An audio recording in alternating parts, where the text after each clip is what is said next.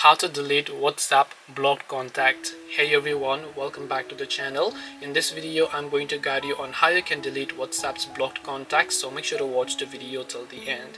To basically delete a blocked contacts on WhatsApp, all you have to do is basically first open up the WhatsApp application that you can find here, and once you launch the WhatsApp app, you tap the three dots option from the top right, and then you go to settings, you go to privacy, you scroll down to the block contacts, and you'll find a list of block contacts. So when you long press on that block contact, you'll only find the option to unblock them. Now in order to remove someone from a block contact or delete it, you have to unblock them, and there's no other way, because you might say right now that you don't want to see their number and so on. But what if you decide to actually unblock them in the future and you don't remember their phone number or anything else?